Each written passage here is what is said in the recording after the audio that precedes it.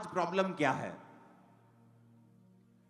आप अपना बुरा केस जिसमें आपने गुनाह किए हैं, पाप किए हैं, एक अच्छे वकील को दे दो, हो सकता है वो आपको निर्दोष साबित कर दे। आप गुनहगार नहीं हैं, आपका वकील निकम्मा है, हो सकता है आप कोर्ट में गुनहगार साबित हो जाएं।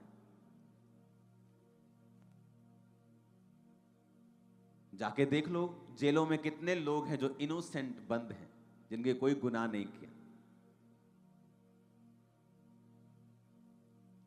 आत्मा में आप कैसे हैं?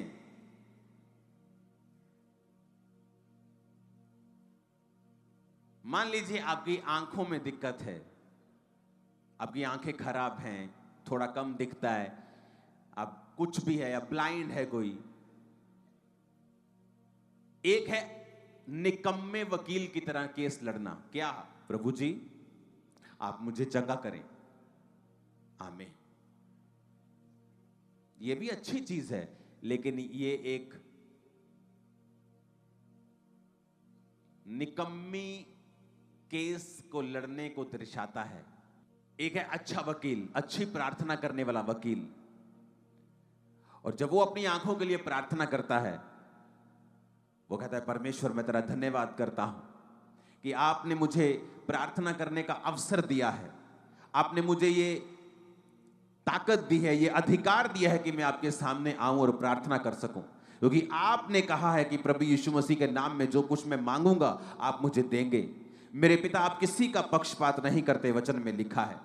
आपके दास मूसा के बारे में लिखा है कि वो 120 साल का था और उसकी आंखें धुंधली नहीं थी और उसका शारीरिक ढांचा कमजोर नहीं था।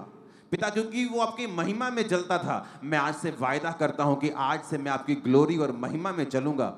आप भी मेरी आंखों के ऊपर दया करें पिता, और मेरी आंखों पर से सारी बीमारी को खत्म करें, क्योंकि आपके बेटे यीशु के कोड़े खाने से मैं चंगा हो चुका हूं। आप मुझ पर भी दया करें जिस तरह आपने मूसा के ऊपर की थी। यह है अच्छे वकील की प्रार्थना। दोनों प्रार्थनाएं हैं, एक है निकम्मी प्रार्थना, एक है अच्छी प्रार्थना जो रिजल्ट लेके आती है। एक है निकम्मे विश्वासी जो सोचते हैं प्रभु को सब पता है, प्रभु को सब जानता है, बस यही कह देंगे प्रभु मुझे ठीक कर दे। और एक है अच्छे विश्वासी। एक वकील 25 लाख रुपए लेता है एक बार खड़े होने के, और एक वकील 5,000 में भी मान जाता है। जो 25 लाख वाला है उसने अपनी वैल्यू को बनाया है, उसके केसेस को उसने जीता है।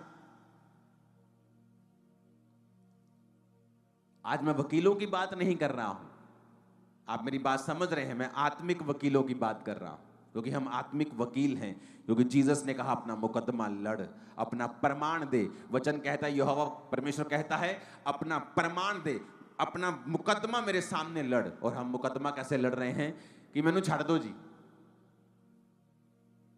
वकील साहब जज से कह रहे हैं मैनू छाड़ दो जी, ए बंदे नू छाड़ दो जी। और दूसरा वकील कह रहा है जज साहब आपके संविधान में ये लिखा है, हमारे संविधान के फलाने आर्टिकल के इस भाग में ये लिखा है, ये मेरा जो क्लाइंट है उस समय यहां मौजूद था, ये मेरा क्लाइंट ये करता है, इसकी ये प्रूफ है, ये डॉक्यूमेंटेशन है। ये अच्छा वकील है। आप प्रार्थना करने के लिए प्रभु के सामने बैठे हैं और आपको यही नहीं पता कि जिस विषय में आप प्रेयर कर रहे हैं बाइबल का कौन सा अध्याय आपकी सपोर्ट में खड़ा है। प्रॉब्लम है जब व्यभिचार में इंसान होता है, वो प्रार्थना का हियाव खो देता है, वो परमेश्वर के सामने मांग नहीं सकता। उसको पता है जो वो मांगेगा उसे मिलेगा नहीं, तो वो दुनियावी चीजों का सहारा लेता है बचने के लिए।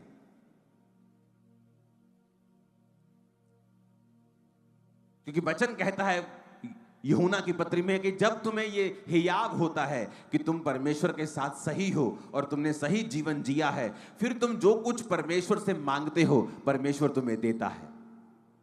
अदरवाइज उस चीज को मांगने से पहले जो आपको चाहिए, आप मोस्टली यही प्रार्थना कर रहे होंगे कि प्रभु मुझे माफ कर, मुझे माफ कर। अगर आप एक अच्छे और सिंसियर क्रिश्चियन हैं, आप पहले माफी से होकर गुजरेंगे, और जब आपको मालूम हो जाएगा कि आप माफ हो चुके हैं और आपने वो पाप छोड़ दिया है, फिर आप अपनी प्रार्थना रिक्वेस्ट को परमेश्वर के सामने रखते हैं, क्योंकि हम एक अच्छे वकील हैं, निकम्मे नहीं।